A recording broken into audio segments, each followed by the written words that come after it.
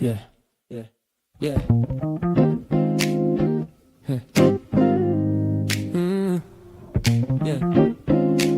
It's percolating. Good morning. Yeah. Good morning to the people on Facebook. Good morning to the people on IG. Good morning to the people on the YouTube. Good morning to the people on LinkedIn and Twitter too. Java, Percolating. get a vibe, stay ready. Truth in the cup, keep it strong, keep it steady. Pull up a chair, yeah, take a sip with me. Good morning, good people. Java with Jimmy. Good morning. Good morning, Yeah, the love percolating. vibe percolating. Java with Jimmy. Good morning, That morning. good morning, Yeah, yeah, yeah. good morning, Yeah, the love. vibe percolating. Yeah. Java with Jimmy. Good morning, That morning. percolating. Yeah, we in it. Yeah, we in it. Good morning. Good morning, Java with Jimmy. percolating. Yeah, we in it. Yeah, we in it. Good morning. Good morning. Java with Jimmy.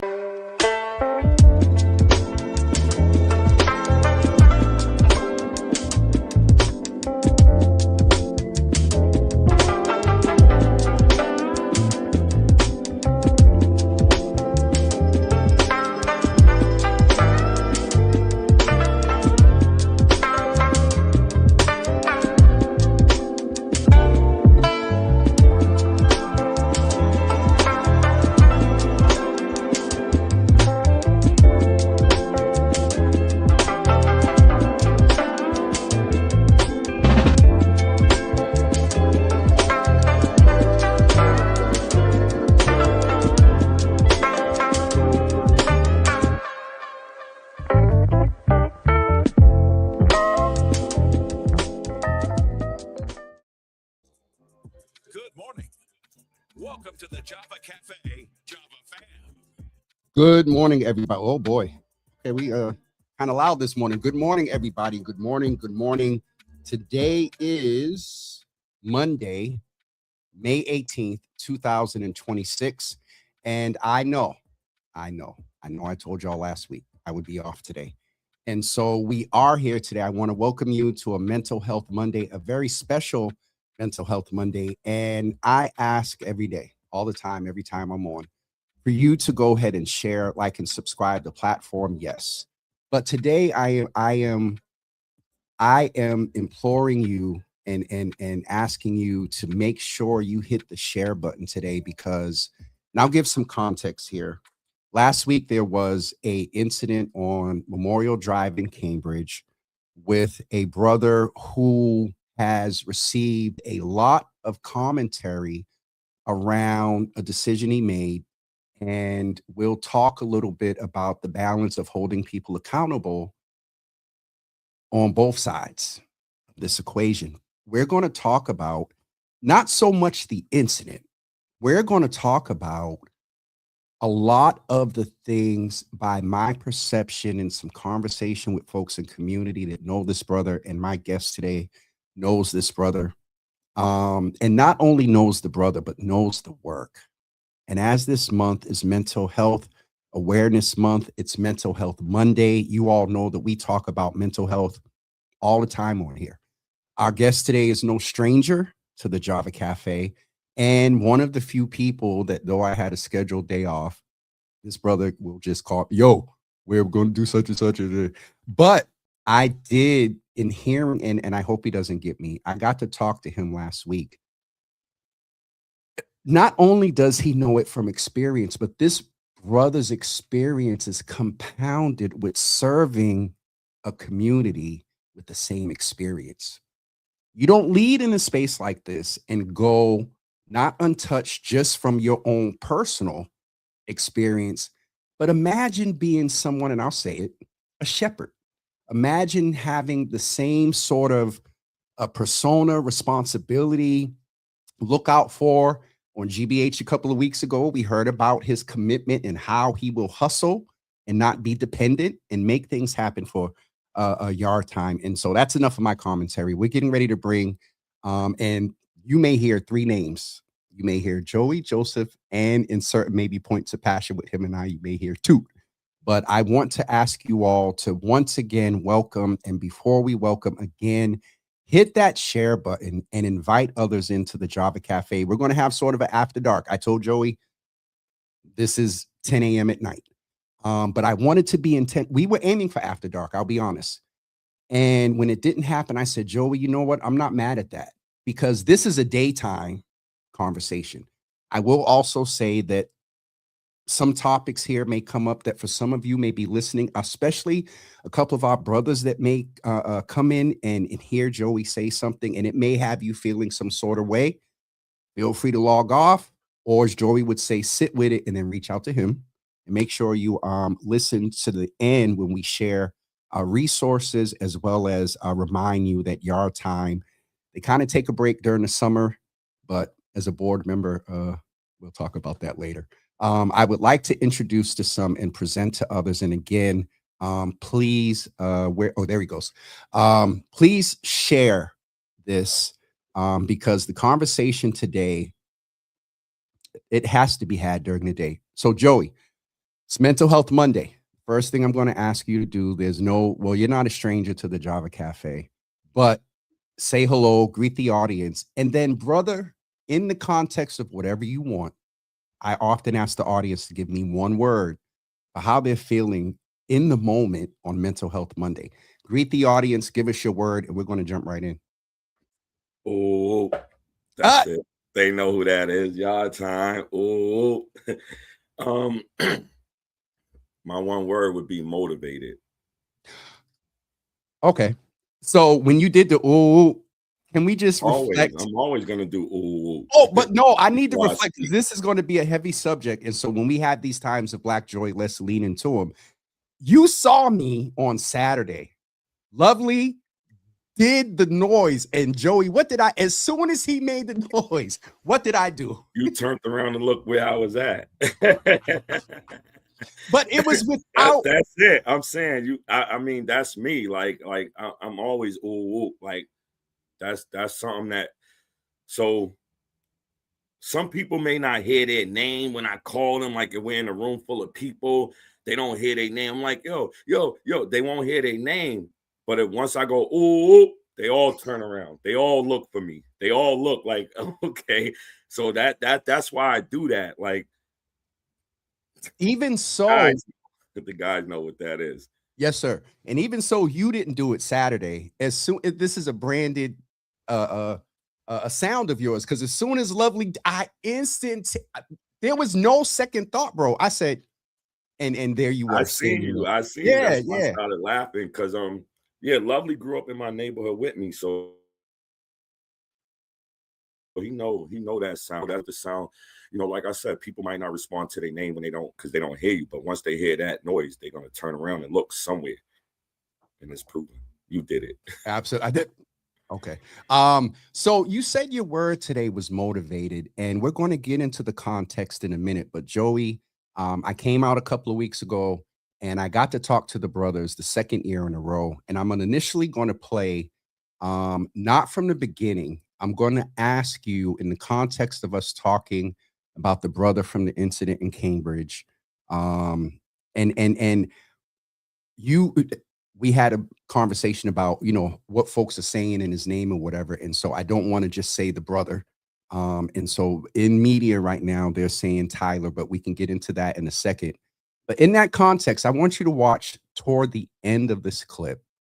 And I want you to respond to this. All right. Tell us your name again and give us one word that describes Yard Time for you. Tomorrow. Joey, based on and this is for those of you that don't know, that is brother Avery. I'm going to say I was just going to say Avery Evans. And I asked him, and we're going to go back to the beginning of the interview in a second, and allow Joey to respond to what he hears about the impact of his work. I will tell you all that I purposely did not allow Joey to see this clip because I want him to respond in real time around his impact. Avery said tomorrow, in reference to what happened at last week, talk to us about Black men and getting to tomorrow. Yeah. One of the most powerful quotes that I heard recently was, you put your clothes on today, but you don't know who put your clothes, you don't know who take your clothes off tonight. So in that sense, where it was said to me was like, yeah, you can get dressed today. Your actual self can get dressed today, but tonight you might not even be here. You might not even wake up tomorrow. You know what I'm saying? So when he say tomorrow, it's all about worrying about what we doing today. Like it's the future. It's trying to get through today to get to tomorrow. People don't understand that. We got to get through today to get to tomorrow. If we wake up tomorrow, thank God. Thank God we woke up. You know, like for some of us, we ain't gonna wake up tomorrow. Let me ask you, in your mind, based on your experience, based on the service that you give to the brothers, what do you think the today and tomorrow was like for Brother Tyler? It was a moment. It was a moment that day. It might have been an entire moment, but it was a moment that day. A moment that nobody wasn't listening to him, nobody didn't hear him, nobody wasn't checking on him, nobody wasn't making sure he was good. You know, it was a moment, an entire moment, an entire moment. If I can challenge you, Joey, and ask, because we're going to talk about, there's been a lot in the media about systems, DA's decision, the judge's decision, mental health. I believe I'm aware of him having some time in a mental health facility. There were moments that led to that moment. What have been some of the moments you're aware of when it comes to either your experience or serving brothers in that space, of moments that lead up to a brother being in, and please feel free, because I never want anyone to construe your heart and what you're addressing in the wrong manner. Before we go a little bit further, can you just talk about accountability, your perspective about what happened versus moments that led up? Because I want to set that context, and then we'll talk about all the moments and like the system failures. I'm saying, so for me, you know, Ty, I call him Ty. I don't, y'all call him Tyler. I call him Ty. That's how I know him. That's how we all know him. The brothers in the community from the yard, we all know him as Ty. He was dealing with PTSD. He was dealing with things that was going on in his life while he was incarcerated. He always had expressed that to people. It's well documented. You know, he did that on a Monday. But that Friday, he was released from a psychiatric hospital, which I don't understand. Why would you release him? He was in a psychiatric hospital dealing with his PTSD. Like, so why release him? People will blame that man for what he did. And look, let me make this disclaimer right now, right? What he did was wrong. What he did was wrong. I do not support what he did, but I know his mental state, so I support him.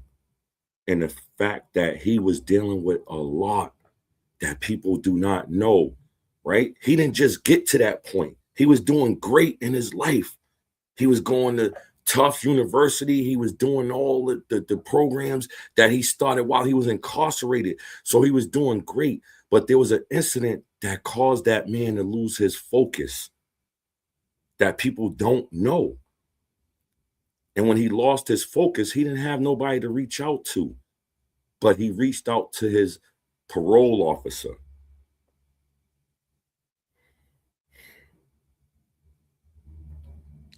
If I can ask you just on that point, because I have you here as an expert.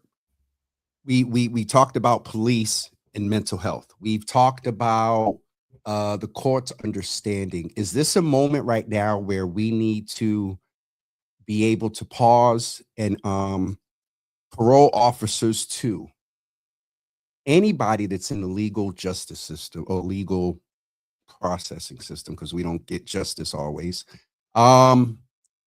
is this an area and opportunity now to inform policy, Joey, around our Because I don't know the details, but there was a call.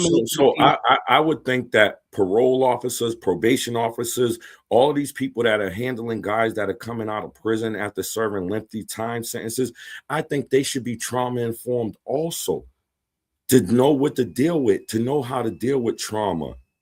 The parole officer didn't know what to do, so he called the police. You know what I'm saying? Like, yeah, if he was in a psychiatric hospital on Friday, the parole officer should have told them to hold him for a little while longer. Why release him? That's what I'm saying. Like, they should be informed as well, not just the community, not the people that work in these places, but if you're handling guys that are coming home from prisons from long sentences, you should be trauma informed. You should be mental health informed also. You know, I tell people all the time, I'm not a clinician, I'm not none of that, but I advocate for it because I deal with it. That's one of the reasons why, and I'll, be transparent. I said earlier, you deal with it just if you didn't know Ty from your own experience. I don't know if you've had moments where what we'll do. The community, look up Commonwealth versus Joseph Bennett. Moments. There's those, and you did speak to the moments somewhat of what led up to the system failing Ty. And thank you for, you spoke to accountability, but then also you can hold him accountable, but then you said that you're here to support him. Is that support based in him and those that you serve? My support is for every individual that are walking out of a prison. I don't care who you are. If you came out of a prison, I know what you went through. Right? People don't know that. I don't care who you are. If you walked out of a prison system, I support you 100% because I know what we went through. I know the isolation. I know being in isolation for years on years. I know what that feels like. I know. You see that? You see this right here? Look, that you see them bars? I know what that is. I know what being locked in is. So I support everybody that coming home from prison. Yes, I very much do. And they call me and they struggle. A lot of them struggle, but a lot of them will call me quietly. Without social media, they're going to call me like, I'm dealing with a lot. I had a guy call me, he just was released 33 years. He did. He just was released a week ago. He didn't have nothing. No supporting system. His family, yes. But his sister had to call me to come see him because I could relate to him and where they can't relate. While he was isolated in his bedroom, they didn't understand isolation in his bedroom. But I do. And I ran to that brother. I dropped everything I was doing and ran and went to his house. And people don't get that part of it. People don't know that part. Again, no, I'm not a clinician. I'm an advocate of mental health. I suffer from that myself. My family have to figure out how to deal with me sometimes. So I know another family that is not aware of it, it's hard on them. I said before that I didn't send the clip to you. And I think when you see this from the topic you just spoke, and I said, we're going to have these moments, and Joey gets me all the time. It's not often I can get him. Joey, make sure you have some tissue on the light side, but in the seriousness, from what you just said and what I'm about to play in Brother Avery's testimony about the work that Brother Joey does. We're going to be back with you in just a couple of seconds, but I want you to hear from Brother Avery Evans, and he speaks to this. We'll be back with you in about 4 minutes.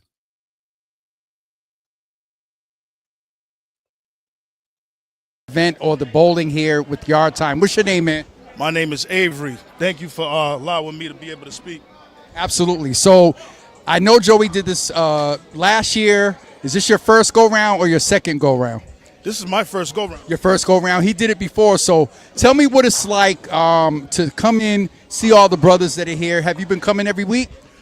I'm a new one, but I've been coming a couple of weeks. I only came a couple of weeks, man, but I like the event, man, because brothers are putting their ego to the side and getting to meet one another. And a lot of brothers, I can't say, I'm gonna speak for myself. Yes, sir. A lot of us are antisocial because, that's where the event Yard Time came from. Some of us was incarcerated, and the yard's the only time in prison where you get a chance to communicate with other people, and it's like a conference. People won't just let you crash out. You bring an issue to the yard. It might be an issue with a visit or an issue with something that's going on, and the brothers will use the yard to tell you, listen, man, come down off the ledge. We don't need you going to isolation or segregation or the hole. So let me ask you this. When you say come off the ledge, the first thing I think about is that's the impact on our mental health. I've had some situations where I've had to been talk off the ledge. Not the same type of situation, but I get the impact of someone helping you process through the mental piece. Is there any mental health benefit from participating in Yard Time? Great question. I called it the ledge. Well, we call it the ledge originally because it's when the new generation calls it crashing out. But if it wasn't, long story short, if it wasn't for the yard, a lot of brothers would have went to the hole because they didn't have nobody to talk to. So I'm just going to act off my first instinct and crash out and go to the hole. So the yard, you get a chance to come outside, sometimes maximum security or medium security. You get a chance to ask for advice. And whether dudes are your age or older than you, their goal is to see you make it back home to your family. So they're trying to tell you things to keep you from going to the hole.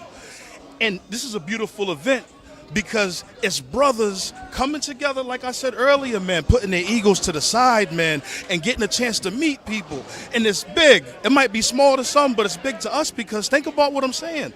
A lot of us are antisocial, and we're saying, you know what? Let me put my ego to the side and go meet some good people. You keep saying put the ego to the side. That's a mental space, the ego. And so from what you talked about of how the impact of coming out into the yard, your issues on the in, how has that mentality of Joey creating a Yard Time in the community, what's been the impact that you've seen on the out?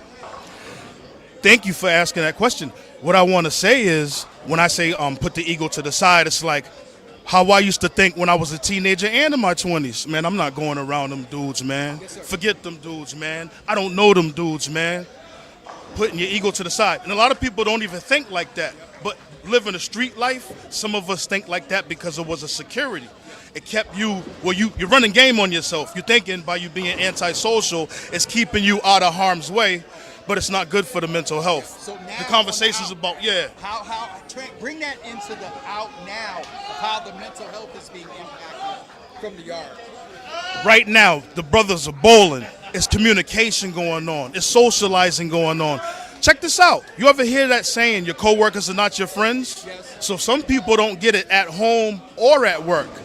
This is a day where you come together and you just say, okay, my problems ain't leaving me, but right now we're having fun. Yeah. It's really hard to find opportunities, even with regular society, to go to have fun. You know, you got violence, you got negative things going on, and I'm not trying to say I was in my prime of ignorance at once myself. Yep. But just because I'm not in my prime of ignorance no more doesn't mean a lot of, yes. But back to the mental health thing, yep. This is the opposite of being antisocial. Being out in fellowship with brothers. Absolutely. All right. Tell us your name again and give us one word that describes Yard Time for you. Tomorrow. He said tomorrow. And can I get you to yell the infamous Yard Time? Yard Time!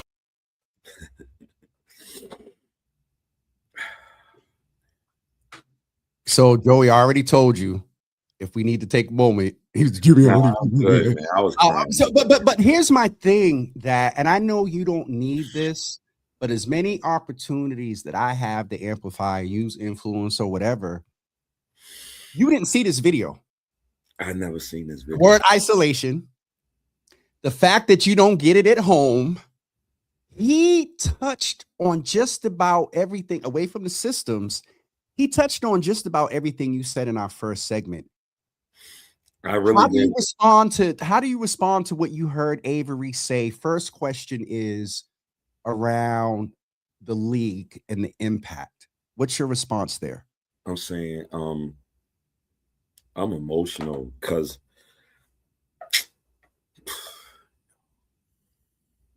people don't even know, right?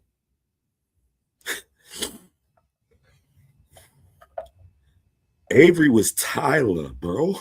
In 1992, 1993, Avery did the same exact thing Tyler did in Jackson Square, bro. Like, that's what I'm trying to tell people. Like, Avery was Ty, bro.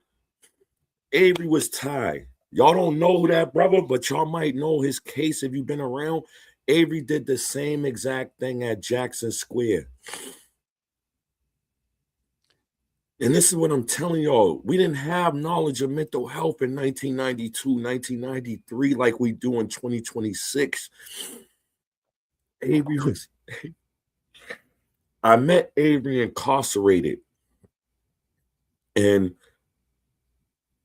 our story is that we were on opposite sides. And what I mean by opposite sides, we didn't get along with each other's sides. I met Avery by myself without his boys and without my boys. And the person that I talked to, I was like, wow, like the dude is a good dude. He's just loyal to his side. When we would have situations incarcerated in jail, me and Avery, even though I didn't like his side, he didn't like my side, me and Avery would tell each other, yo, like in jail, you have a saying, yo, choose a side, choose a weapon, bro. Like if me and you are cool, I'm going to have a friend that you don't know, punch him. Don't punch me, don't stab me, and we'll still be cool. And he used to always say that too. Don't punch me too. Don't stab me. If it get into a big brawl, when he talk about that yard, walking into that yard in Walpole, it was two sides. Like you either had to choose a side or choose a weapon, right? And people didn't know that. Like, and we're still friends. We're still friends. We're still friends. Like we're still friends because of them yard talks. Like, yo, just don't punch me. We'll never fall out if you don't hit me and I don't hit you. I'm going to have a bunch of dudes with me you don't know. Stab one of them because they're going to stab you or they're going to punch you. And when he talk about coming, be able to go into that bowling league and see the same dudes he used to beef with in the jails, that's what he's talking about, the egos. When he say, yo, coming in here, we don't got no egos because on Monday night, you might have had a problem all day. When you get in there, nah, we ain't got no problems in here. We having fun. We're a community of returning citizens that are having fun, that are loving this bowling thing because it's bringing camaraderie. It's bringing dudes that never talk to each other in the yard. Now they talking to each other because we all have one common goal is to stay free, to work on our mental health. Again, I did not see the video. This is not set up. I did not see that video. I've been begging this man for this video. And I told this man, I told my soft publicist, James Java, I told him, I said, where's the video? I said, I intentionally brought Avery over to you so you could talk to Avery, right? I could have walked anybody else over there to talk to you. I said, no, Avery's here. I want you to talk to Avery. Yep. Like you have to understand mental health. You know what I'm saying? Like I suffer from it, bro. I have bipolar moments. You know what I'm saying? People don't understand, right? There's people that suffer from bipolar moments that have homicidal thoughts and have suicidal thoughts, which means they'll kill you and kill themselves. Most dangerous people in the world. I'm afraid of them. I'm never going to harm myself. But I might have a bipolar moment. But those are the things that people don't discuss that need to be focused on. There's help out here. But our brothers suffer in silence because it's always people that look at them like, oh, you're a weirdo. Oh, you're this, you're that. Until he do a weird thing. to there's weird moments, right? To there's weird moments. Stop being judgmental to people that's suffering in silence. Stop being judgmental. That's the only thing I'm asking people. Stop being judgmental of people that suffer in silence because you don't know what's in that person's head. When we was incarcerated, the reason why I'm so aware of it now is because when I came out my cell, I didn't know what the next cell was dealing with. So when you come out your cell, you look left and right because you want to make sure that person on the right don't got a knife in his hand, and you want to make sure that person on the left don't got a knife in their hand. So, Joey, I'm going to move in my soft publicist role and also understanding where we are to give you a second just to breathe. And I wanted to let you know a few folks over on Instagram. Carlos Enriquez still repping. As they say, this man is doing God's work. Kira said when it comes to formerly incarcerated individuals, 7% men have been diagnosed with psychiatric disorders, 21% anxiety, 33% depression, and 51% personality disorders. You spoke to this before I flipped over to it, the affirmations and the proof, and I'll get you off screen. So I'm saying this and not you. no. No. Let me say this. When Joey talked about the opinion that we have when something happens, that's easy to do, to be reactive post an incident. What is it that, along with his own hustle, that we're doing as systems, municipalities, and policy? We heard a policy recommendation from him today. We need to figure out how to make that happen. But this is the work, y'all. They're not just taking cement or whatever them bowling balls are made of and just putting them at the pins. There is the impact that you heard Avery talk about. What's your response to that? I'm just glad Avery showed up, bro. I'm just glad he showed up, bro. That's it. I don't even care. Like I tell guys from my men's group, when we doing the men's group, you know, I told them, I don't care when you come, as long as you come. I'm just glad Avery showed up. He could have been doing anything that night, but he was there with us. So let me ask you in that context, tonight, technically, tonight is the championship night. It's the last night. It's the last night. We've been doing this since January. It's been 5 months of bowling, having camaraderie. Yo, I check on my guys all the time when I go in there. Like my guys, like they be so happy to see me. And like, I didn't know what I was doing because this only came from an experience of a like just outing. Just the birthday party, right? Yes. Was it the birthday party in 24? My birthday party, yes. You know what I'm saying? So when I seen my guys pull up and they smiling and happy, I'm like, you know, because you know, I'm from Mission, Titletown. We play basketball, we run the city, every generation. So I'm too old to run up and down the court. Shout out to my bro Bowie that runs up and down the court to this day. I'm not running up and down no courts. I'm not doing that. You know what I'm saying? Mm-hmm. So I had to figure out another way that I could fall in love with something else other than basketball. And it's not that I don't support the youth, because I do. I'll go back to a school, talk to some youth and all that and tell them what I've been through. But is that something you want to do intentionally? Do you want to be in schools and colleges, law, you know, yes, for sure. I mean, look, right? My story is to be told. Like I want to inspire people from my story because I did it all except for the electric chair. You know what I'm saying? Like I've been shot. I don't, you know, Commonwealth of Massachusetts alleged that I've shot people. So, I mean, at the end, Yardtime, what up, Milton? You know what I'm saying? I mean, at the end of the day, like, I got guys like, you know, Odair Fernandez, one of my guys, like, he's part of the Horsemen.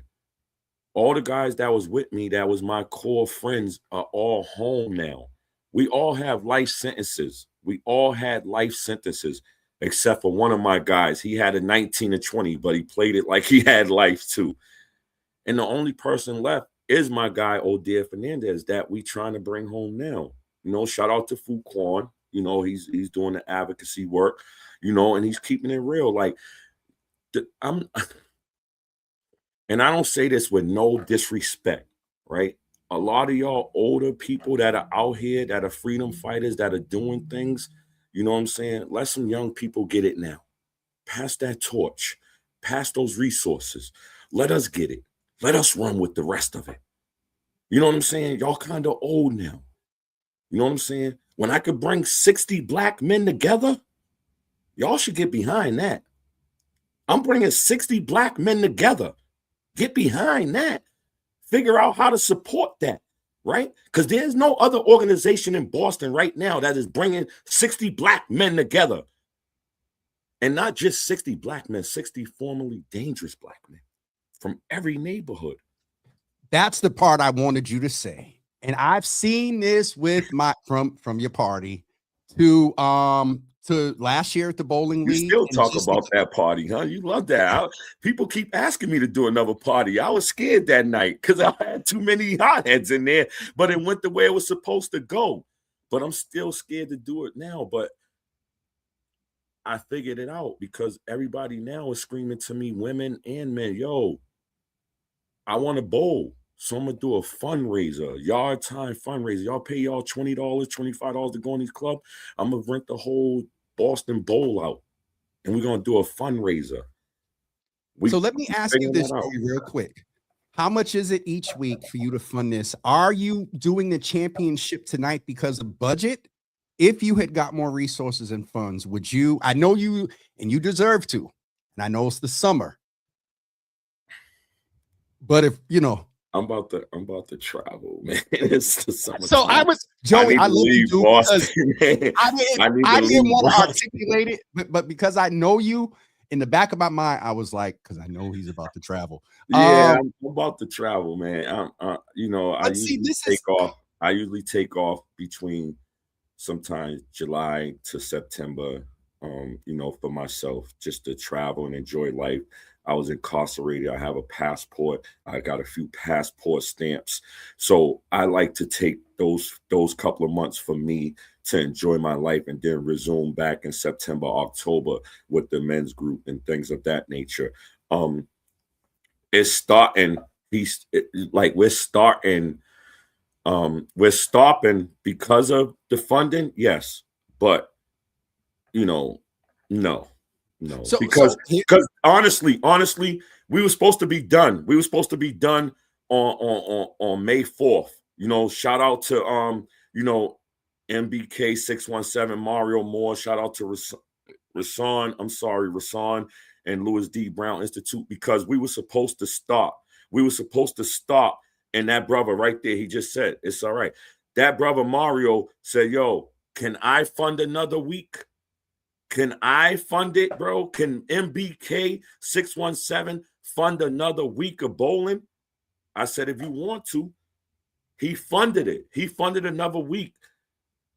You know, the Louis D. Brown Institute, they funded another week to keep going because people are recognizing that when their men, their husband come home to them, they're talking about, yo, I had a great time tonight. So we were supposed to stop May 4th. We were supposed to stop May 4th. That was where the funding went to, May 4th. But other organizations that come to this bowling recognize what we were doing, and they started the funding for that. So that's why we're on May 18th, being two other organizations funded 2 more nights of this. And it could be anywhere between $850 to $1,000 a week. So that's what I wanted to get to. So at max capacity, $1,000. Max capacity. Okay, let's keep that in mind. The second thing is you need to get us your travel itinerary. So then on the weeks that you're not, because so this leads to another serious question, Joey. You refer to the fact that you get the phone calls. You refer to, I'll jump right to it. No, I mean, look, right? I shout out to one of my bros who called me, not even probably a week ago, and one of my other bros was in the car, and I looked at my other bro like, and it wasn't because I didn't want him not to hear what was going on, but I wanted him to see the type of phone calls I get. And it was basically another Avery call. Yo, talk me off the ledge, bro, because I'm about to do some shit that I want to do because somebody just disrespected me. I talked to him for a whole hour to talk him off the ledge. Yeah, it's crash out for the young boys. It's the ledge for us because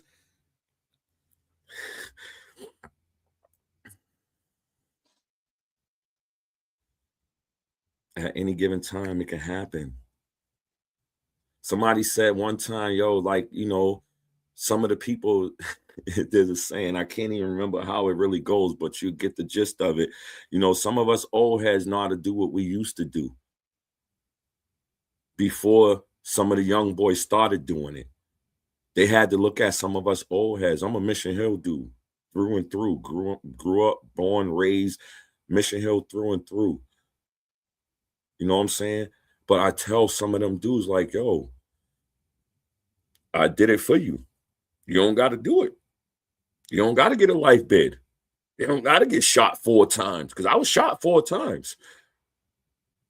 You don't got to do a lot of the stuff I already did, bro. Figure this out. There's more opportunities out here now than it ever was for us. There's more opportunity that's available for you to succeed in life than it ever was for us. You know what I'm saying? So when I say that to them, I mean it. Like, I was a gangbanger. I wore my Michigan hat with pride. And everybody that knew, they knew I wore that hat with pride, bro. But at this old ripe age, nah. I mean, I wear it because I love it. I love it. It's all in my apartment everywhere. You know, I'm looking at it now. It's Michigan everywhere. Michigan and gorillas. Let me ask you this. Over on Instagram, people are asking how much is it per week? I see our nightlife czar that's over there. So, Kareen, if there's any way that we could figure out, you know, I'm messing. It's between $850 and $1,000. I've been doing this since January. Like, I had the funding for it. You know what I'm saying? I wrote it in the budget. I wrote the grant. Like, I'm learning. You know what I'm saying? Shout out to my team. Shout out to Ari. Shout out to Sonny. Shout out to Jamal. You know, we the yard. Like, shout out to my team. Like, you know what I'm saying? I'm the face of Yardtime. Ari's the brains of Yardtime. I say that all the time. I don't take nothing from Ari. And sometimes, you know, Jimmy's my soft publicist. You know, a real publicist can tell you what not to do. So I call him my soft publicist because I tell Jimmy what to do. Jimmy, I want to get on Java with Jimmy. Okay. Jimmy, I want the space. Okay. You know what I'm saying? So, like, I appreciate everybody that support Yardtime, that have supported Yardtime. Like, you know, I'm not, like Charles Barkley once said, I'm not a role model. I'm just someone that's loud and boisterous and you see me. You know what I'm saying? I just want my story to be amplified, my family's story to be amplified on the injustices that we suffered from. You know, I got a Commonwealth, Suffolk County, that dismissed my court case, but fight in my compensation case. How do you say, yeah, you know, you're innocent, but then don't want to compensate me for doing 22 years? So things like that, people don't know what I'm dealing with personally because, you know, I don't run the social media and put my business on social media. You know what I'm saying? I mean, I reshare a post. I might make a statement or two when somebody is quietly trying to bring me the old. Matter of fact, not even the old. When somebody's trying to bring Toot out, we're going to do that. Because if I was Toot, I got all the action for all of it. I mean, everybody knows me. I'm ignorant. I'm a jerk. Your soft publicist is going to chime in right now and redirect. That's what I need. See? No, in all seriousness, and you know, I'm you didn't hit a spot because I almost said Toot. So the summer is the summer, and I as a board member, we need to at least figure out how to do something. One thing at least in July, one thing in August, and then there's some information that Brother Joey will be dropping soon about his annual September event, which last year was. Yeah, so my next event right now, like I said, we ending the bowling. You know what I'm saying? We're ending it as a competition, but if somebody want to fund it for us to continue on, and you know, foundations want to support and be partners with us, we're willing to do that because the guys do need a space, you know. And I'm sorry for the ladies that I escort out politely that come in there, but that's a space for men. Like, nah. I know it'd be some handsome men in there that y'all like to look at, but it's a space for men. I'm going to open it up, like I said, for a fundraiser where opportunity women to bowl, bring your team, bowl your team, all that. June 28th, we partnered up with Life After Prison. We're going to be doing a bike ride. I love riding my electric bike. I don't care what y'all think. I pedal, but I don't fight with hills. I don't fight with hills. So You fight with one hills. Yeah, Jimmy. But we're gonna be doing a bike ride on June 28th. It's a 9-mile trail that we're gonna be riding. Everybody is welcome to join us. You know, I said all ages, and then my daughter was like, "Can your grandson come?" I don't want to be slowed down because I'm gonna be there and back probably in no time while everybody else is still slowing down. Hopefully, you know, I reached out to the cities, some of our politicians, some of our city councilors. Some of them didn't reply back. A lot of them did. Thank you for the ones that replied back. I'm not going to put the ones out there that did not reply back. I'm not going to put you out there. I would love to put you out there, but I'm not going to do that because we're going to go to the polls, like my brother Mac Hudson say. Start doing your job, or you're going to get out those seats because we're going to start going to the polls. And I'm being dead serious. I'm being dead serious. Yeah. Yeah, enlarge me, Jimmy. Enlarge me, Jimmy. Yeah. Yeah, some of y'all politicians, I want y'all to hear what I'm saying to you. As my brother Mac Hudson said, right? M1, right? If you're not doing what you're supposed to do in these seats, I got a community of apes, gorillas, and they all can vote now. And they can vote from inside prison now. So if you're not going to do nothing in them seats again, you ain't going to be there next term. We ain't going to support you next term. Facts. I was the publicist almost, but then the advocate in me was like, let him go. Joey, we're going to get ready to wrap up. There's two things I want to ask you about. One is, I asked you earlier about you get the phone calls. You're doing this. And yes, with Ari and Sonny and Brother Jamal, but they all work, I believe, full-time jobs. Talk to us about job, bro. This is yours, but talk about, so you are again, respect to Ari, Sonny, and Jamal, but on the day-to-day, you are the intake person, the triage person, the case manager, the event planner, every title, referral coordinator, outsourcer, partnership development manager. Talk to us. If I say the word capacity to you for Yardtime, what's your response? Capacity. Look, I can't even sleep. You see these eyes? That's from no sleep. You see all this? No sleep, because I'm always working for my guys. I'm always working for Yardtime. I had this vision while incarcerated when I was sentenced to life and didn't even know what I was going to do. I didn't even know, but I knew once the door opened up, I have to be ready for my moment. So I'm going to go above and beyond to rep this brand. Yardtime. And the gorilla is always going to be the inspiration. This was, like I said, people don't know, the gorilla was my inspiration because when I watched that movie, Planet of the Apes, that little monkey Caesar thought his way out of a cage. And people don't realize when he thought his way out of that cage, he came back to the united community of gorillas. And that's what the yard does. Like Avery said, we all go to the yard, baby. If you ain't official, you ain't showing up in the yard. But you know, you come to that yard, you coming. You might come with something with you, but you come into the yard. Dudes don't go. Dudes don't rock with us if they ain't official like that. You know what I'm saying? And we welcome everybody, but I understand. You know, and I'm a matter of fact, I want to close because Ari did say this. Collaboration is very quiet in Boston, right? Collaboration is very quiet in Boston, but competition is very loud. I'm not competing with no other organization out here. I'm not competing with another individual out here. What we trying to do is bring awareness. I'm an official street dude by every means of the meaning. But y'all didn't know I was dealing with mental health. Y'all don't know I was bipolar. Y'all didn't know I had personality disorders.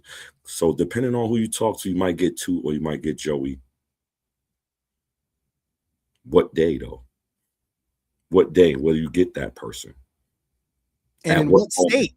And it would Exactly. At what moment? At what state? Because two is totally different than Joseph. Two's who I had to be. Joseph is who I am. wait a minute. Say that. Hold on. Say that again. My name is good in these streets. Two is who I had to be. Two for mission is who I had to be. Joey Bennett, because my real name ain't even Joseph, it's Joey. For y'all that don't know, like Phil. Joey. Yeah, Joey. My birth certificate is Joey Bennett. Hold on. Did you say Like you Phil. like Phil that night at Yeah, the Phil that night. Like, why he's calling you Joey? I'm like, that's my name, Phil. He's like, oh, you know. So I always tell people I describe myself in 3 different forms. Like, you know what I'm saying? It depends on who you're talking to. I'm two from Mission, you know, but if I'm talking to a police officer, I'm Joseph Bennett of Yardtime, right? And then when I go to court, I'm Commonwealth versus Joseph Bennett. You know? Exactly. Shout out to you, D. What's up, Dennis? You know what I'm saying? It's who I had to be versus who I am. 100%, bro. Like, two is who I had to be. When I walked out of my doors at one time, when I was in the streets, I had to turn into two. Joey's a whole nother person, bro. I never let nobody get close to Joey when I was younger. You wouldn't dare know who Joey was as a person. You didn't dare know that I was dealing with mental health as a child from the Stewart hoax. You wouldn't dare know what I was dealing with. I love you too, D. You know that, bro. You was in the yard with me. You part of the yard. Salute. You know what I'm saying? Like, people didn't know that about me.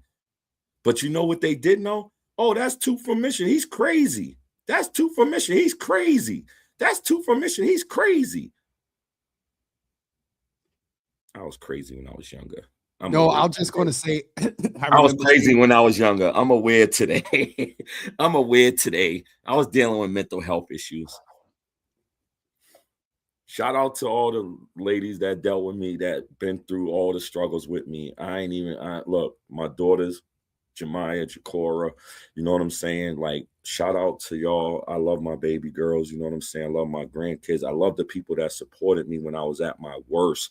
You know what I'm saying? When I was locked in them cells, you know, the people that, you know, I'm telling y'all, if I could tell the real story, yo, if I could tell the real story, I sat down with Kurt Foster. That's my guy. That's somebody I consider a mentor. Like, I don't even use that word. I don't even throw that word around because nobody ain't never mentored me. I shot up on the ranks of my own.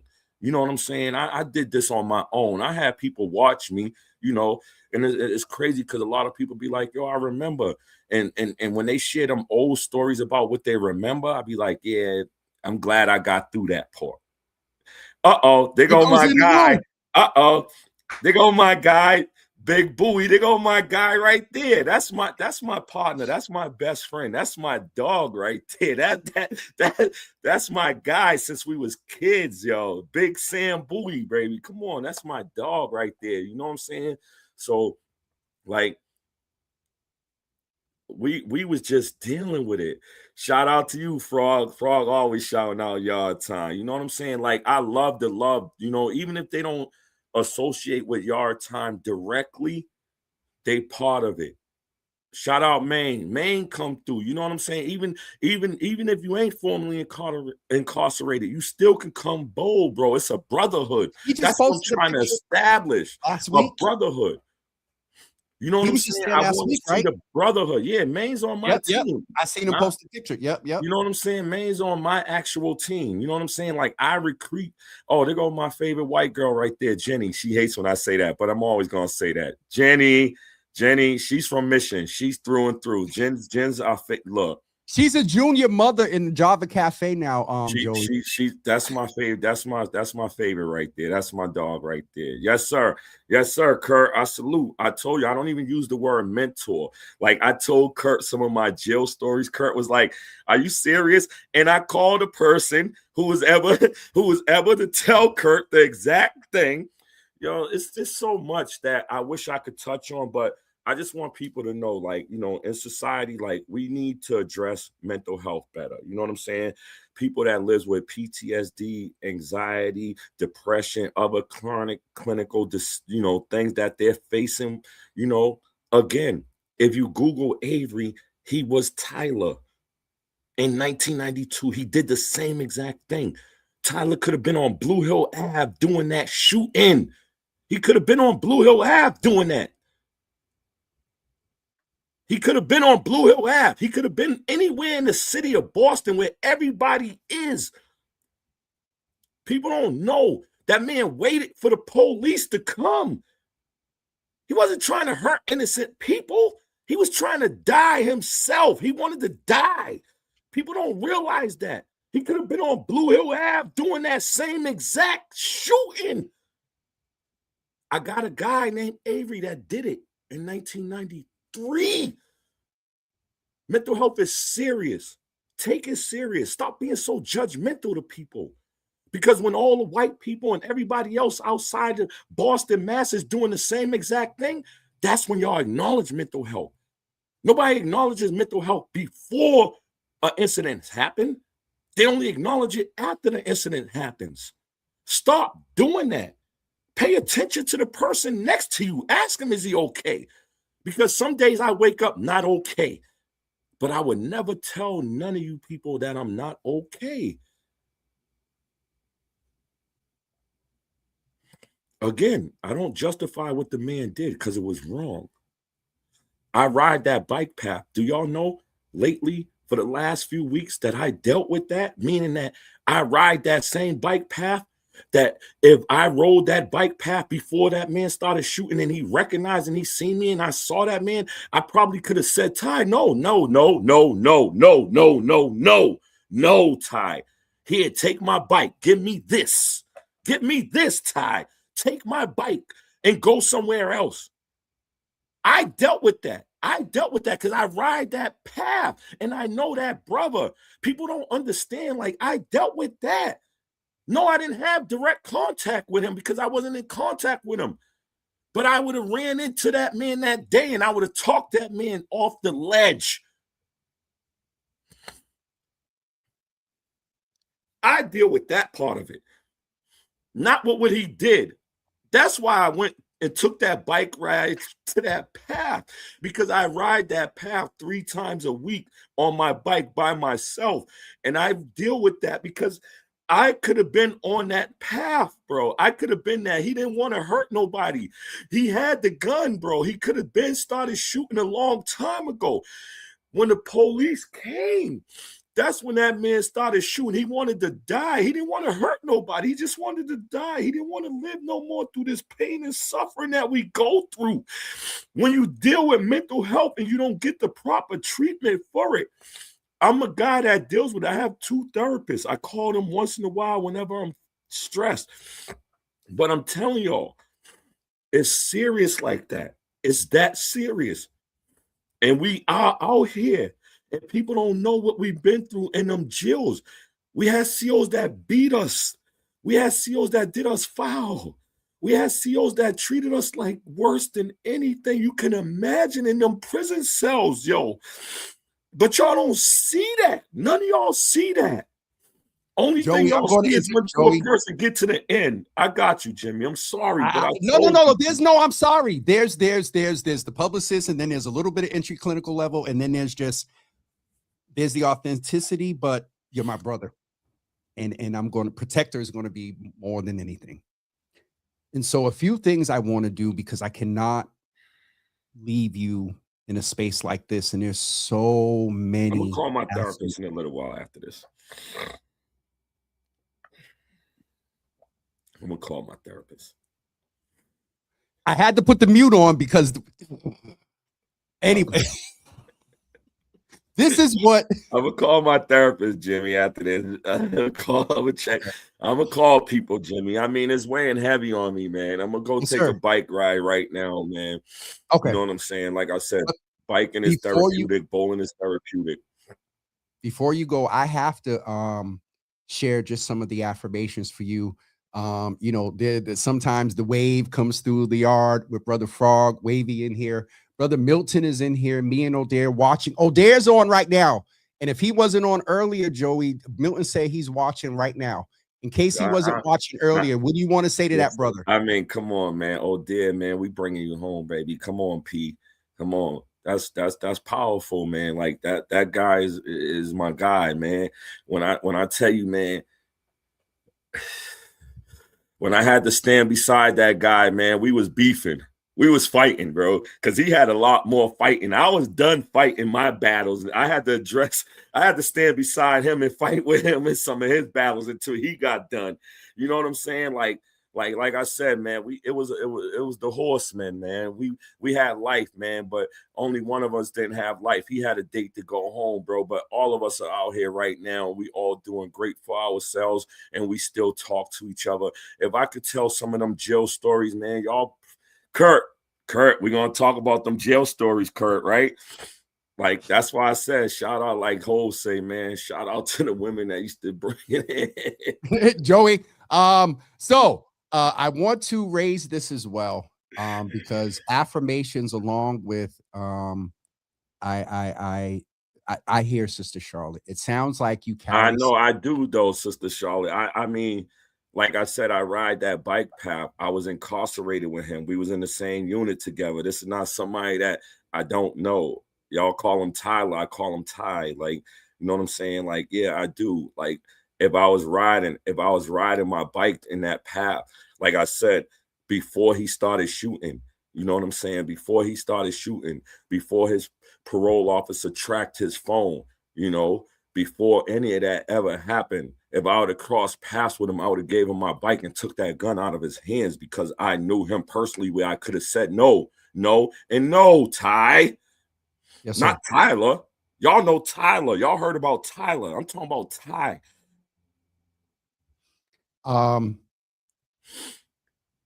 Again, the here. I want you to, these are what I and Joey, both Charlotte and I, others, and that is very real. And you got every right, but at the same time, don't let that weigh on you too much. And I'm going to read what he said. Love you, bro. Keep going. You're doing a great job, and I'm happy to be a part of the yard. Initially, a brother that you've heard on this platform, and I don't know if I've ever had you two on. You, Kurt. Bro, the yard is the biggest gang right now. And we not even gang members. But see, that's the thing. So okay. Is the biggest gang right now, and we not even gang members. You know what? You know what the yard is equated to? From if anybody that grew up in the 80s of Boston, you know what the yard is equated of? Kango Crew. I knew you. Right? I knew you was going because that was the Kango Crew. Okay. Anybody that grew up in the Boston era of 1980s, the yard is the definition of now the Kango Crew. Okay, because I used to want to be a part of the Kango Crew, but I was too young and little. But I'm familiar with the Kango Crew, and there was a bunch of guys from every neighborhood that was together. Not one neighborhood, every neighborhood. One purpose, one common goal. That's what the yard is today in 2026. I want to. There's another brother that I want to share some affirmations from, and Carlos Enriquez He affirmed what you were saying about Ari. That collaboration is quiet and competition is loud. That's a bar. In real Boston. And Real also, Boston. I had a good conversation with him. I told him why. He said it's for the work, not for me. That's my dog. I like him, dog. I know. Yeah, I'll do that's after you. That's after the show. Like I said, shout out to some of the politicians. That's look, look. Right? Hey, baby. Yeah, that's my daughter. Cora's in here often. She's a member of the Java Cafe, Joey. Yeah, that's my baby girl, man. Yeah, I'm ripping up paper. Like, that's a joke with us. That's you know, like I always spoke about it. You know, me and my daughter ain't right now, we ain't the closest, but we, you know, we good. We're in a good space right now. So that's fine. You know what I'm saying? Like, that was my biggest supporter and ally for me to come home. You know, we just had a little bump in the road that is lasting a little longer than it needs to. But at the same time, you know, that's still my baby girl. I'm going to support her when she think I'm not, you know what I'm saying? And I'm going to do what I got to do regardless, because I always said, I got to take care of me first. You know what I'm saying? Without me being taken care of first, I can't do nothing for nobody else. And I tell people all the time, if it come down to me and you, I'm going to choose me. But I'm glad to see my baby girl. She graduated. She's doing great. I was at the graduation ceremony. I'm so proud of her. She graduated. And, you know, like Sister Star said, you know, she's the first. Shout out for sure. Wayne Davis, shout out. He was, yes, sir. For sure, Mario. You know what I'm saying? You know, but like my sister Star said, you know, believe it or not, Shakora is the first Bennett to graduate college. How do you feel about that? I'm proud of her because I know what my daughter's been through. I know what she's been through to get where she's at now. I'm proud of her. Like, real talk. Like, I know what she suffered through, struggled through. I know what she went through. So for her to get to where she's at today, I'm proud of her. For sure, I'm proud of her. You know, that's why I went to the graduation. Me and her godfather. You know. Is that Bowie? Nah, my man. Oh, okay. I was just Collins her godfather. Oh God. You know what? I texted a couple of people the flyer. I forgot to text. How's he doing? He posted. Good. He had surgery last week. Yeah, I saw that. He's doing better. He's you know, he's working on his health. So, and that's why I said, that's why I ride my bike, because health is wealth. Like, I want to be around a longer time. Yes, sir. You see what Dion, you already know, bro. We from the projects, man. You know what I'm saying? I had a young man, you know, shout out to Carlos, you know, Carlos from down, you know, I had Carlos pull me to the side yesterday and tell me out his own mouth, man. You know, Los is one of them thinkers, man. He was a young man when I went to jail, man, you know, and he knew the impact I had negatively in my neighborhood and the influence I carried in my neighborhood. But then he as y'all would call it, he affirmed what I'm doing as I see you. Like, yo, you one of the ones that came out of our project, and you really trying to make sure this is going the way you want it to go. Like, you changing that narrative. Like, people don't realize, like I said, man, I'm a Bennett. I got a street in Mission Hill Projects. It say Pauline Bennett Way, but it say Bennett. Carlton, please come get your boy. He made it in, Joey. Charles. That's my guy right there. That guy right there. That look, right? All my cases I've been by myself, right? I don't believe in a co-defendant. That's my only co-defendant ever. Look, everything I did by myself, so I can never tell on me. That's why, look, that was my only co-defendant ever. You know what I'm saying? Like, longest friendship, one of the longest standing friendships. Like, you know what I'm saying? Even sometimes he get on my nerves where I'd be like, I'm not talking to him for a month. You know, we go back and forth. We might not talk, but you know, I appreciate this, Jimmy. I always appreciate you giving me this platform to speak. You know what I'm saying? I wanted to touch on it more, like I said today, because we are bowling for the last time.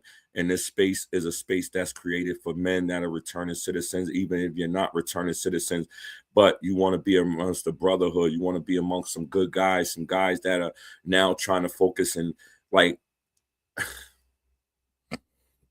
shout out to mathematics, because there was a white dude last week that was on drugs. He didn't know us, right? He was incarcerated.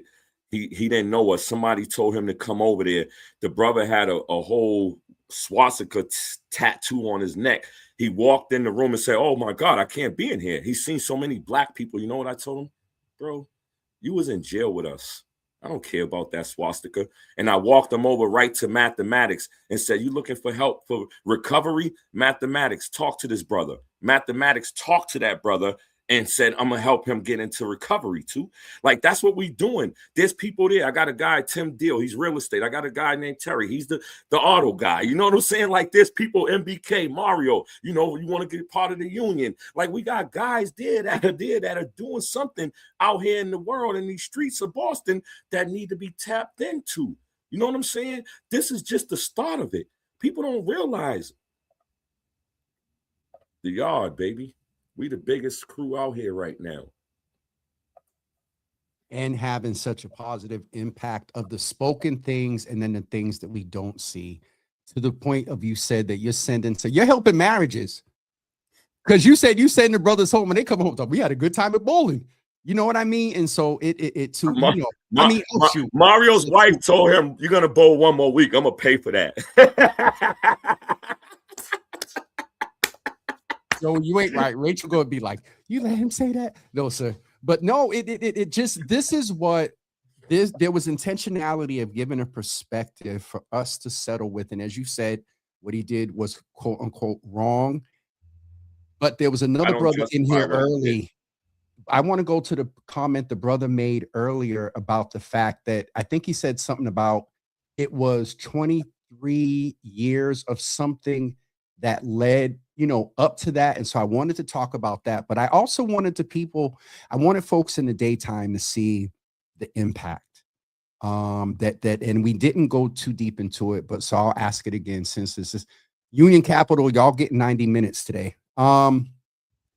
If you could increase capacity and have an assistant director and have the full team, you have the threefold volunteer crew and other folks that come, what would increased capacity look like for you, Joey, for Yardtime? What does that look like in your wildest dreams?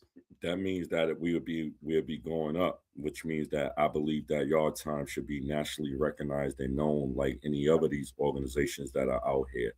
That's what capacity would mean for me. That's what it would mean for me to be able to elevate Yardtime to a national place where people recognize it as such, you know. Again, I'm not a clinician. I'm going somewhere else with this, because you won't touch it because you'll just do everything. I'm talking about staff. I'm talking about capacity and staff. With an assistant director, it would be dope. It would be like some of these other organizations. Like I'm saying, Jimmy, like honestly, like I we do what we do and we're small, but a bigger staff would amplify everything else that we're doing. You know, we do what we do. Like I said, Ari's the brain. I'm the face. You know what I'm saying? But if we had that staff, that the opportunity to build a organization like some of these organizations that are out here, we would be unlimited. Like it would be sky's the limit. You know what I'm saying? Sky's the limit. And I think to Dennis's point as well, I don't know if that's the night I was there, but the night I was there, I remember after I interviewed mathematics, he walked by, I think after you and Phil's interview, and whispered in your ear, yo, I'm going to get him straight. Yeah, exactly. That was that night. That was I heard him say that, Joe. I heard. Okay, gotcha. Yeah, that was that night. Just like the white brother, he just stumbled over there, and then he was like, I was outside as I took a break, and you know, he was just talking to me about it, and he was like, you know, you know, I did time before. Once he said that, I'm like, where you did time at? He described where he did. He told us Norfolk. I'm like, oh, all right, yeah, I was all over the place too. You know, then I was like, yo, come on in here. I didn't see his tattoo. But once he got in there and seen all them black brothers, he was like, I can't be in here. He was getting ready to walk out. I said, bro, come in here. Like, ain't nobody thinking about you. You know what I'm saying?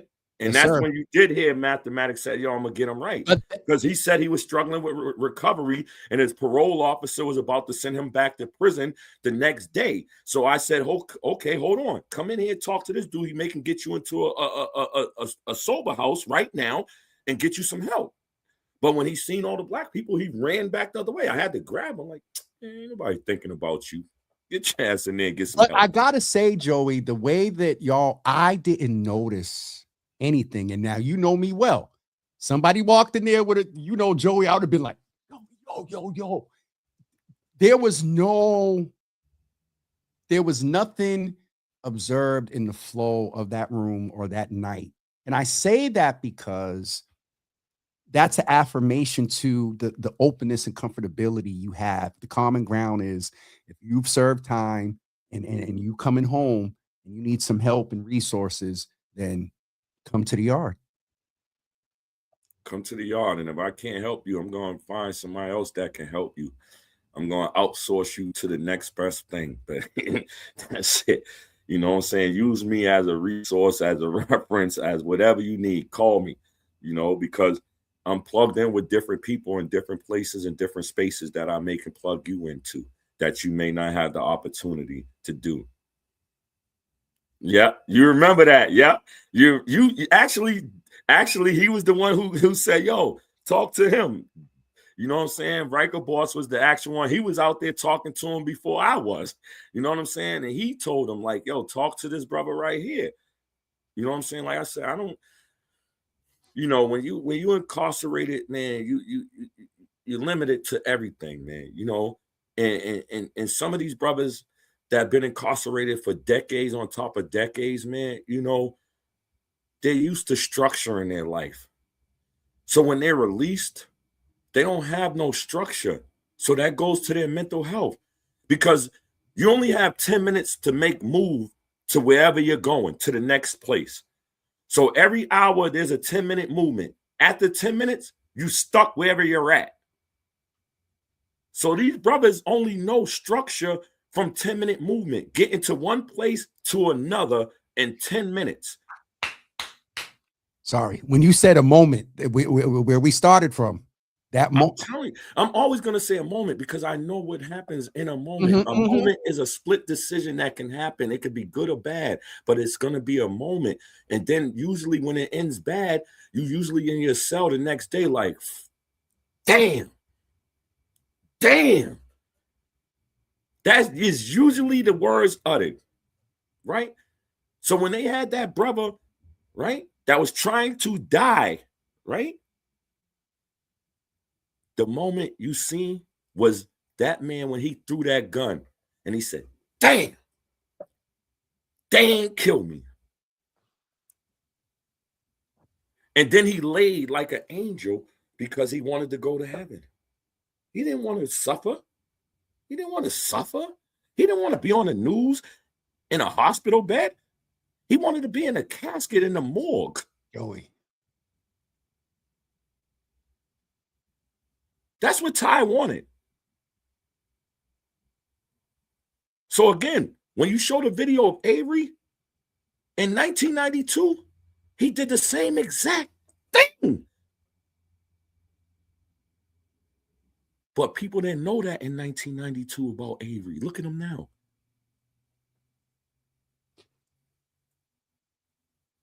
So yeah, when I call and I say pull up on me, dudes pull up on me.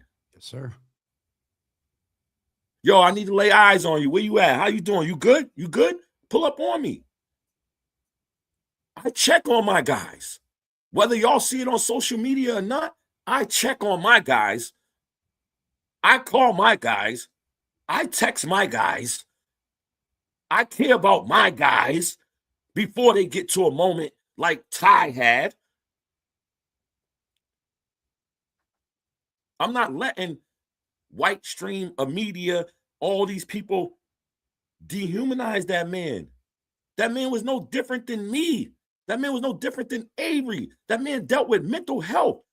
Why nobody's talking about him being released from a psychiatric hospital Friday? He went on a drug binge Saturday and Sunday. Y'all could have kept him. What was the reason for releasing him? Y'all know he dealt with PTSD. He says it. It's in all of his DOC records. He had a moment when he was in South End, the same exact way. The brother was militant. Again, he didn't start shooting until he seen police. If he was just recklessly wanting to shoot people, he could have started shooting way before the police got there. He could have started shooting way before he got to this place where he was at. He could have been on Blue Hill Ave. He could have been on Morris Street where he lived at. He could have been in our community. He wanted to die. He didn't want to hurt nobody. He wanted to die for himself. He told his parole officer he wants to die. They're going to pay today.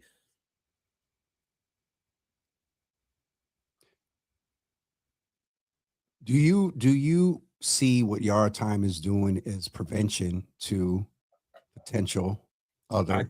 I don't. You know why? Because I'm doing it in real time. I don't worry about what people see. I worry about what we're doing. I don't care.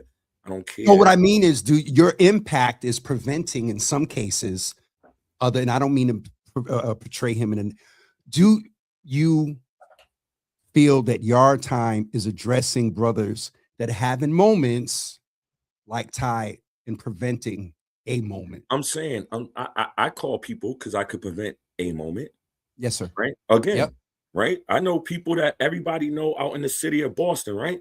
That would call me because they got beef with somebody that I know, that I'm cool with, that I would get on the phone and be like, yo, can we just leave that alone, man? Ain't no reason for y'all to keep doing this, man. Right. But those are the things y'all don't hear about. Those are the things y'all don't hear about because I don't run the social media. Y'all might see me dancing in my car, having a good time, but those are the things y'all don't hear about. Those phone calls that I don't put on social media. But I bet you those guys that call me know. You know what I'm saying? I bet you them guys that call me know. To that point, Joey, look there you who's go, in the room. Ari. There you go. That's why I say Ari's the brain. Ari, I asked him about capacity. Ari was like, yes. Good question. Ari said Yardtime needs a staff that believes in the vision and values and can dedicate their time to the mission. You better come on, Ari. Ari said email info@yardtime.org if you're interested in working with Yardtime. She said working, but I'm going to say working and volunteering with Yardtime as well. Or donating. So you know what I'm saying? Because we are a nonprofit, right? And the donations and the grants and all that, right? The city's suffering from grants that was taken away from a lot of the returning citizens organizations that support us. But we're not going to stop. We're going to find ways to keep this going because I'm telling you, like, they will call me. They will refer somebody to me. I'm usually dealing with the bad news bears guys. Basically, nobody wants to deal with those guys. So let's send them over to Yardtime and we take them and we hug them and we love them. That's what we do over in Yardtime. Is that being followed up by the support? And I know reentry and, you know, and the balance of you hustling, as we said on GBH, but since you brought it up, I wasn't going to ask, but you brought it up. So here we go. Though you're not totally dependent on, you brought up grant budget cuts. Right. What is the impact, again, away from politics and all the other stuff, Joey? What's the impact of budget cuts when it comes to, I found out from a couple of folks that usually when certain offices in the city have supported, you know, summer events, their word is already kind of sort of went out. Not this year. Man, you already What's the impact of that? You already see shootings. You already see shootings. You already see, right? In the last couple of weeks, shootings. That was the impact. Shootings and more shootings. And the summer hasn't even started yet. Miss Teresa is getting on me. Yes. Don't forget June coming up in June. June 28th. June 28th. We posted it in collaboration with Life After Prison. You know what I'm saying? And we're going to do a 9-mile bike ride. I don't care if you got an electric bike, if you got a pedal bike, if you got a beach cruiser, if you got a bike. And shout out to right, because I'm going to name them. I don't even care. Shout out to Ruth Z. Shout out to Julia Mejia. The only two city councilors that reach back and ask, what do we need to support this? So they're working with us to try to make sure we have some city e-bikes, the gray bikes, where we can get at least 25 of those bikes donated so that if you don't have a bike, we still would be able to provide a bike for this bike ride. I done tagged a lot of people. I done emailed a lot of the politicians in Boston that when they say, oh, we're doing this, I show up. Yardtime show up at your event. And you didn't even acknowledge what we're doing. So I'm going to shout out Ruth Z and I'm going to shout out Julia Mejia because y'all the only two that got back to us and asked, how can I support it? When I tagged every one of them, when I emailed every one of them. Oh, I'm sorry. Frank Farrell also did too. Yep. Frank did too. You know? Mm-hmm. But a lot, like I said, so comfortably sit in these seats for the next 2 years, the next 4 years, comfortably sit in them seats. As M1 said, voting is, they can vote in prison, and I'm connected to the jails. I'm only snickering y'all because I know this seat. brother, and when he gets to strategizing, y'all better look out. Everything that he said. I mean that though. I mean that though. 100%. For all of the politicians, that's local politicians, right? And I support what M1's saying to them. Do your job and do the community right, or get out them seats. I mean that. Like, do it right. Like, if we no, ain't no more just sitting down and getting them titles no more. You're gonna do some work out here. Cause Ty needed help. Ty needed mental health help. Joey, I want to end by, we're going to take an offering. For those of you that, if you're watching on James W. Hills, if you go, I didn't put the website, but I put the direct link for you to donate. And so this is the link for you to donate to Yardtime. I tell you all the time, if you don't have 500 and you got 5 and 500 people give 5 or 100 people give 5, that's what you can do. And it's also on it's on James W. Hills, and it's on Java with Jimmy as well, and it's on YouTube for those that are watching on YouTube. So that's where you can go and donate and support the work of Yardtime. We'll figure out, Ari, one event in July, one event in August, while Joey, you know, I'm trying to get the permits. Hopefully the city will give me the permits to block off the street. You know, I want to do, like I said, I shout out everybody got to eat. You know, I want to do like Manny, my brother. He's formerly incarcerated. Yep. Another brother, formerly incarcerated. Another brother, formerly incarcerated. What they did was sit us down, bro. Like my man D. Tate said, while I was doing time, I was working my plans. I was planning to work my plan. So I want to do a community cookout on my grandmother's street on Pauline Bennett Way. So I'm trying to figure out how to get the permit and stuff so we can do our normal annual cookout, you know, in September. But instead of it being at Shattuck, I'm going to try to do it in Mission Hill, and the community is invited. Everybody's invited. But I'm going to figure out the fundraiser for the bowling, because when I tell you I have women that keep yelling at me because it's only men, we're going to try to figure out how to get that fundraiser going for women and men to bowl against each other. Bring your team, bring your team, bring your team, bring your team. Because, you know, tonight is the final night for us, but we back at it. And ladies, and I'll say gentlemen too, when brother Joey starts that league, you want to keep all of us in a good mental health space. So as much as they look good on both sides, right? Don't come in here to get married and get hooked up. And that's why I don't open the door for women, and that's why I don't. And I'm being honest, you know, because like my bros say, like, we talk healthy shit. We talk healthy shit amongst each other. And if a female's in there, you know, somebody might try to talk extra shit, and that might not go well.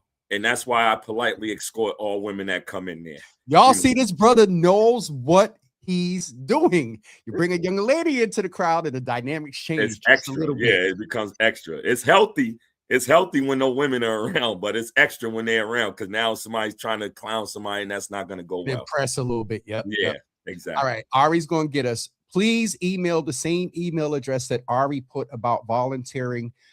If you are a vendor, and Joey, you and Brother Jamal that was there on Saturday, and thank you for coming Saturday.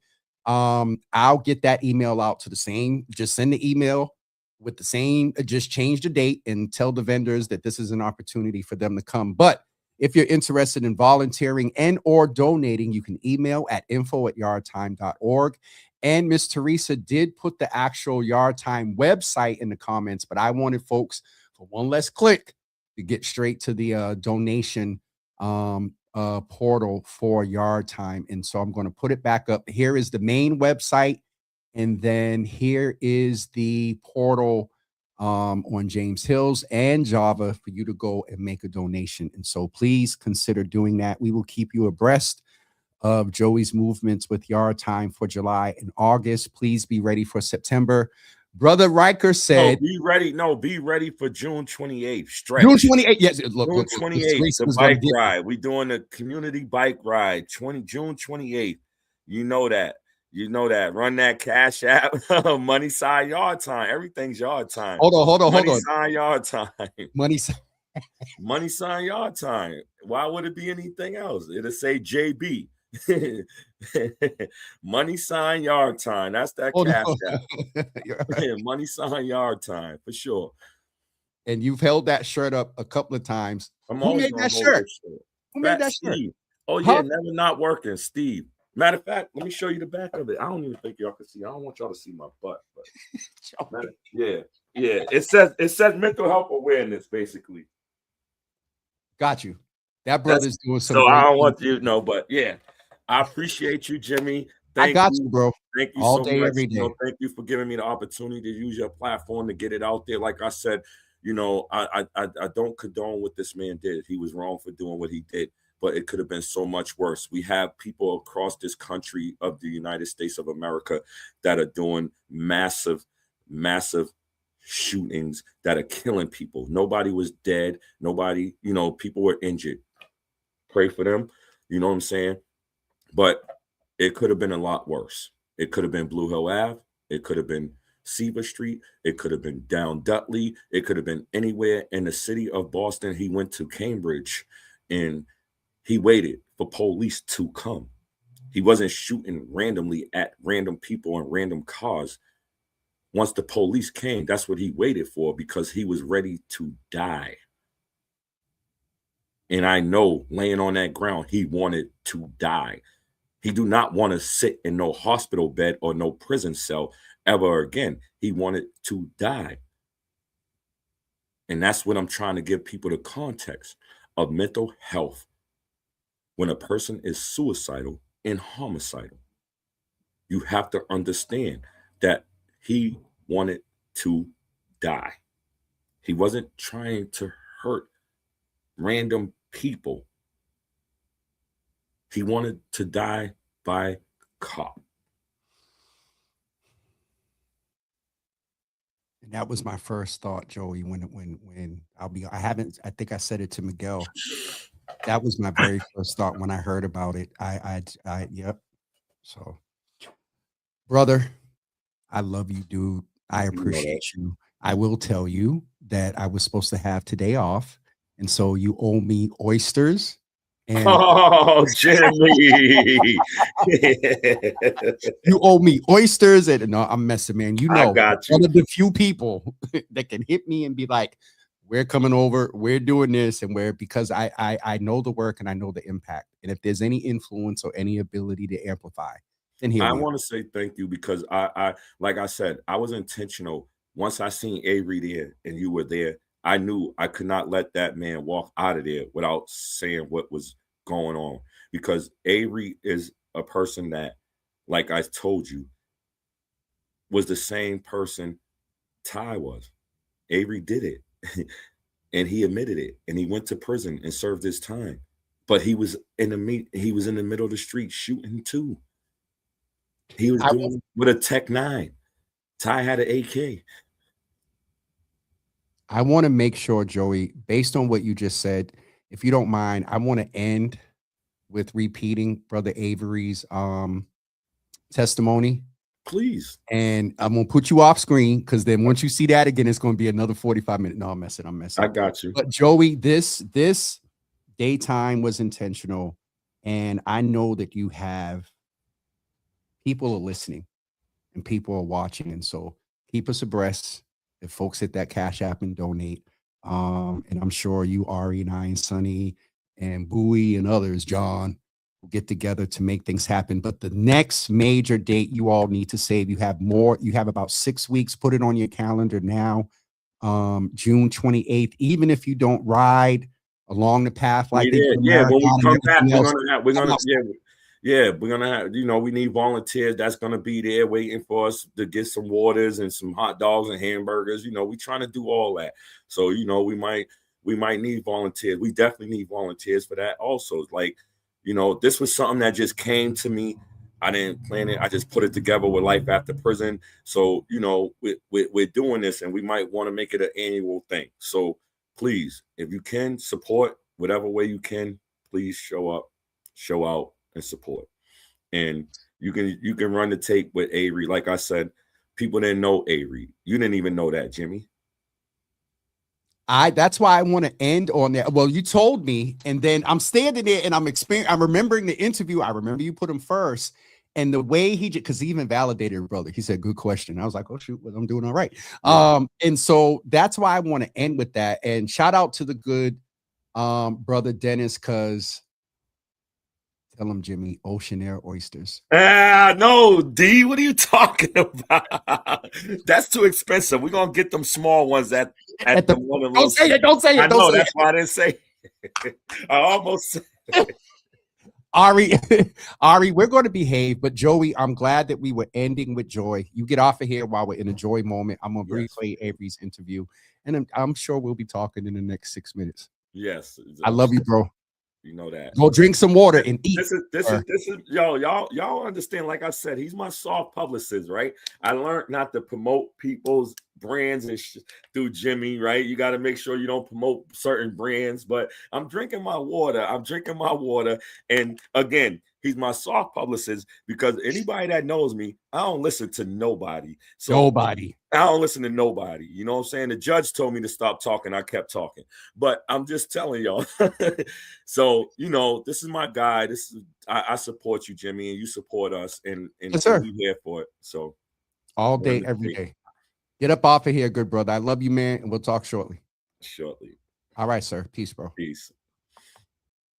We're going to play brother Avery's. I literally put Joey out the studio because he'll stay here and then he'll text me to bring me back on.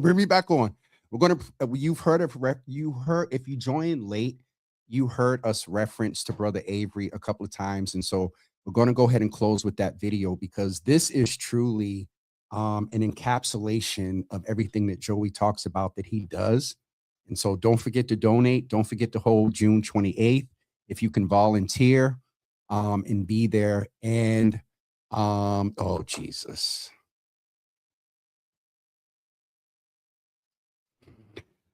Hold June 28th. And I think that's it. I will do more of this. We got a very interesting week this week. Tomorrow at 9 a.m., Brother Shagun Idawu. At 10 a.m., the Deltas on their work around health equity. And we'll get somebody planned for Wednesday. At some point this week, maybe, I'll be taking a break. I'll say this quickly and we'll talk more about it on Wednesday because we have guests tomorrow. Thank you to everyone that was a part of and came out to the health fair. I'll leave that there for now, and we'll talk more about it on Wednesday morning. Don't forget tomorrow morning, Shagun Idawu. Tomorrow morning, 9 a.m., the former chief of economic opportunity and inclusion for the city of Boston, Shagun Idawu, will be with us. And then at 10 a.m., we're going to speak with the Deltas, Sister Sarita, and I believe the local chapter president about the work that they're doing in health equity. All right, folks, Union Capital, you all get 2 hours today. All right. And for friends and family, and you will not hear from me until Wednesday. All right. I'm outside of the show. All right, y'all. Love you. Thank you. Appreciate all of you. And don't forget to donate to Yardtime. Don't forget to save June 28th. Let's go ahead and listen to Brother Avery. After that, we will end the show. 9 a.m. and 10 a.m. tomorrow. What's your name, man? My name is Avery. Thank you for allowing me to be able to speak. Absolutely. So I know Joey did this last year. Is this your first go round or your second go round? This is my first go round. Your first go round. He did it before. So tell me what it's like to come in, see all the brothers that are here. Have you been coming every week? I'm a new one, but I've been coming a couple of weeks. I only came a couple of weeks, man, but I like the event, man, because brothers are putting their ego to the side and getting to meet one another. And a lot of brothers, I can't say, I'm going to speak for myself. Yes, sir. A lot of us are antisocial because, you know, that's where the event Yardtime came from. Some of us was incarcerated, and the yard's the only time in prison where you get a chance to communicate with other people, and it's like a conference. People won't just let you crash out. You bring an issue to the yard. It might be an issue with a visit or an issue with something that's going on, and the brothers will use the yard to tell you, listen, man, come down off the ledge. We don't need you going to isolation or segregation or the hole. So let me ask you this. When you say come off the ledge, the first thing I think about is that's the impact on our mental health. I've had some situations where I've had to been talk off the ledge. Not the same type of situation, but I get the impact of someone helping you process through the mental piece. Is there any mental health benefit from participating in Yardtime? Great question. I called it the ledge. Well, we call it the ledge originally because it's when the new generation calls it crashing out. But if it wasn't, long story short, if it wasn't for the yard, a lot of brothers would have went to the hole because they didn't have nobody to talk to. So I'm just going to act off my first instinct and crash out and go to the hole. So the yard, you get a chance to come outside, sometimes maximum security or medium security. You get a chance to ask for advice. And whether dudes are your age or older than you, their goal is to see you make it back home to your family. So they're trying to tell you things to keep you from going to the hole. And this is a beautiful event because it's brothers coming together, like I said earlier, man, putting their egos to the side, man, and getting a chance to meet people. And it's big. It might be small to some, but it's big to us because think about what I'm saying. A lot of us are antisocial, and we're saying, you know what? Let me put my ego to the side and go meet some good people. You keep saying put the ego to the side. That's a mental space, the ego. And so from what you talked about of how the impact of coming out into the yard, your issues on the end, how has that mentality of Joey creating a Yardtime in the community, what's been the impact that you've seen on the out? Thank you for asking that question. What I want to say is when I say put the ego to the side, it's like how I used to think when I was a teenager and in my 20s. Man, I'm not going around them dudes, man. Forget them dudes, man. I don't know them dudes, man. Putting your ego to the side. And a lot of people don't even think like that. But living a street life, some of us think like that because it was a security. It kept you, well, you're running game on yourself. You're thinking by you being antisocial, it's keeping you out of harm's way, but it's not good for the mental health. So now the conversation's about, how bring that into the out now of how the mental health is being impacted from the yard. Right now, the brothers are bowling. It's communication going on. It's socializing going on. Check this out. You ever hear that saying, your coworkers are not your friends? Yes. So some people don't get it at home or at work. This is a day where you come together and you just say, okay, my problems ain't leaving me, but right now we're having fun. Yeah. It's really hard to find opportunities, even with regular society, to go to have fun. You know, you got violence, you got negative things going on, and I'm not trying to say I was in my prime of ignorance at once myself. Yep. But just because I'm not in my prime of ignorance no more doesn't mean a lot of, yes. But back to the mental health thing, Yep. this is the opposite of being antisocial. Being out in fellowship with brothers. All right. Tell us your name again and give us one word that describes Yardtime for you. Tomorrow. He said tomorrow. And can I get you to yell the infamous yard time? Yard time! Oh, they was weak with it today. Brother Avery, thank you, man. I appreciate you, brother. Thank you, sir. Yes, sir.